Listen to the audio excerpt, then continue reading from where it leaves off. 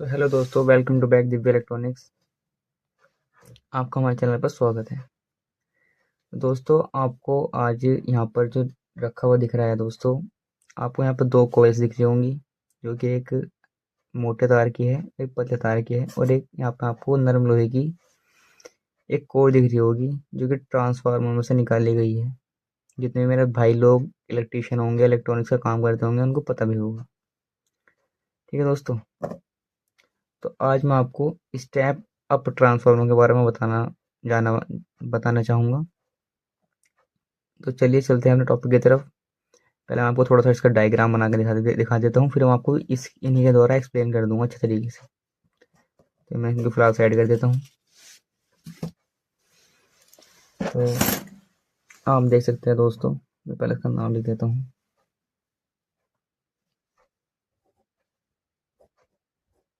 Step up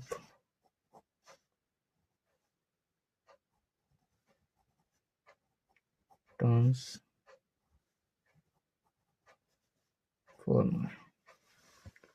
ठीक है दोस्तों, ये दोस्तों देखिए, स्टेप अप ट्रांसफार्मर का जो कार्य होता है, लो वोल्टेज को हाई वोल्टेज में बदलने का कार्य होता है। ठीक है दोस्तों, चलिए पहले मैं आपको इसका थोड़ा सा डायग्राम बना के दिखाई देता हूँ। क्योंकि दोस्तों, ये हमारी कोर हो गई।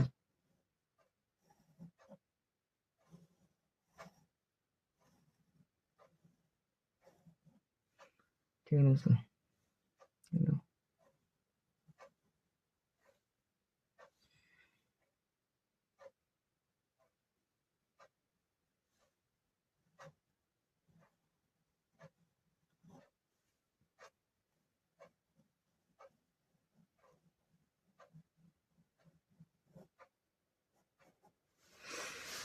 ठीक है दोस्तों, ये मैंने आपको डायग्राम बना के दिखा दिया, जिसमें ये जो है उसकी प्राइमरी कुंडली होने वाली है। प्राथमिक कुंडली, और ये जो है इसकी द्वितीय कुंडली।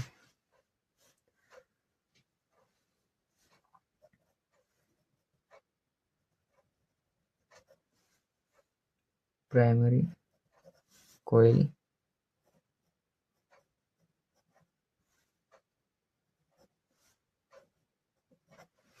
Secondary coil. ठीक है दोस्तों, यहाँ तक आपको क्लियर हो चुका होगा। तो दोस्तों देखिए,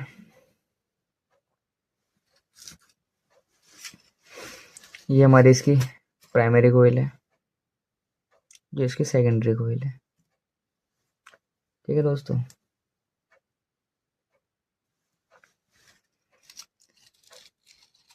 इसमें दोस्तों क्या होता है, ये प्राइमरी कोयल है।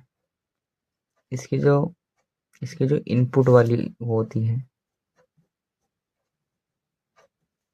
इसकी इनपुट वाली कोयल है, और इसकी आउटपुट वाली कोयल है। तो दोस्तों, इसमें जो होते हैं कम चक्कर होते हैं।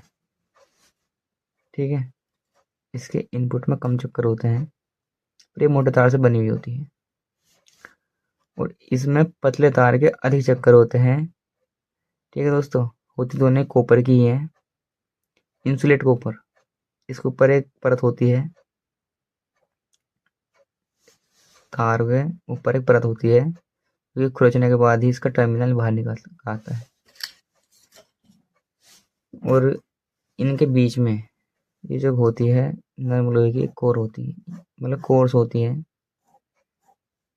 यहाँ पे कोर्स होती है, जो कि हर ट्रांसफार्मर में होती है। तो चलिए, आपको यहाँ तक समझ में आ गया होगा।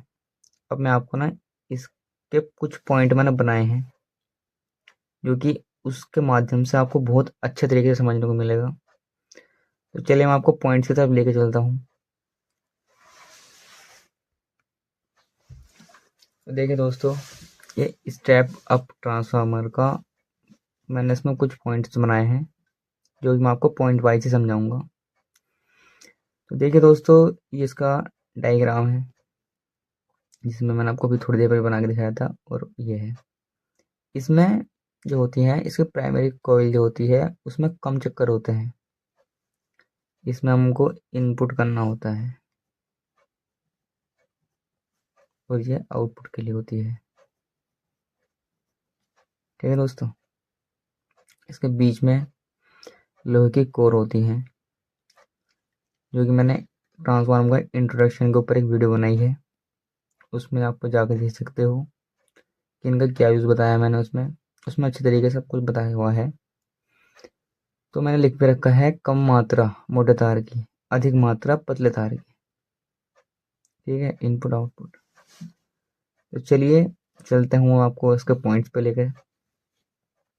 स्टेप अप उच्चाई परिणामित्र, इसके नाम से ही ज्ञात होता है कि इसका मुख्य कार्य कम इनपुट वोल्टेज को उच्च वोल्टेज में बदलना होता है। ठीक है दोस्तों, स्टेप अप का मतलब से आपको समझ में आ रहा होगा दोस्तों कि इसका जो काम होता है वो लो वोल्टेज को हाई वोल्टेज में कन्वर्ट करना होता है। तो हमारा पहला मैंने आपको पॉइंट समझाया है, आपको पॉइंट समझ में आ गया होगा। ठीक है दोस्तों, अब इसमें कुछ सेकंड पॉइंट की तरफ लेके चलता हूँ। प्राइमरी वाइंडिंग में टर्न की संख्या सेकेंडरी वाइंडिंग से कम होती है। इसका जो प्राइमरी वाइंडिंग होती है इसकी तुलना में सेकेंडरी वाइंडिंग की कुंडली में अधिक फेरे होते हैं। ठीक है दोस्तों, ये भी आपको समझ में आ गया होगा। यह वोल्टेज बढ़ाता है, लेकिन इसके साथ ही करंट को कम कर देता है। दोस्तों, वोल्टेज तो बढ़ा देता है लेकिन इसमें एम्पियर जो होते हैं मतलब कम हो जाते हैं। ठीक है दोस्तों, स्टेप डाउन ट्रांसफार्मर में एम्पियर बढ़ जाते हैं, स्टेप अप ट्रांसफार्मर में एम्पियर कम हो जाते हैं।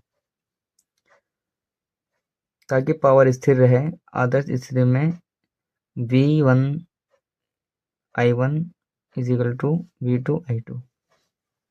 ठीक है दोस्तों, कंसिस्टेंसी बनाने के लिए यह एक फॉर्मूला है।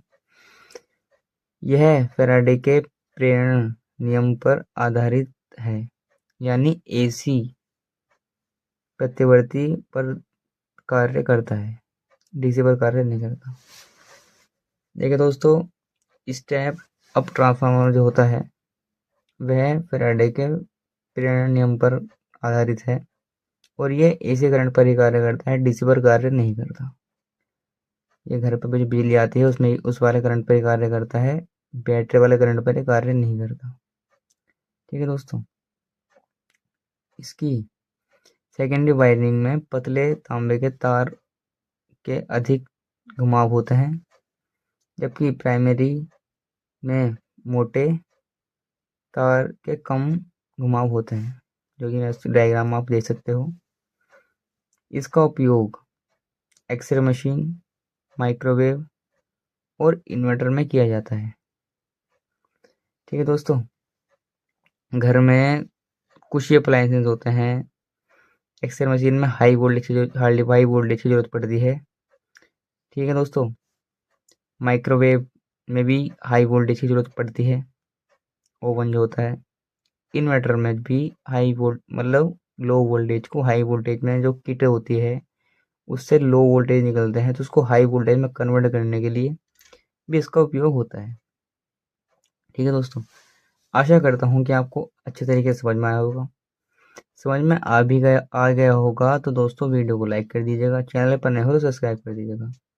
बाकी स्टेप डाउन ट्रांसफार्मर की भी वीडियो हमारे चैनल पर आएगी, तो आप उसको भी देख लीजिएगा। बाकी मैंने ट्रांसफार्मर का इंट्रोडक्शन बहुत अच्छे तरीके से समझाया है, तो आप उसको भी देख लीजिएगा। तो चलिए चलते हैं, मतलब मिलते हैं नेक्स्ट वीडियो में। जब तक के लिए जय हिंद, जय भारत। ठीक है दोस्तों, बाय बाय।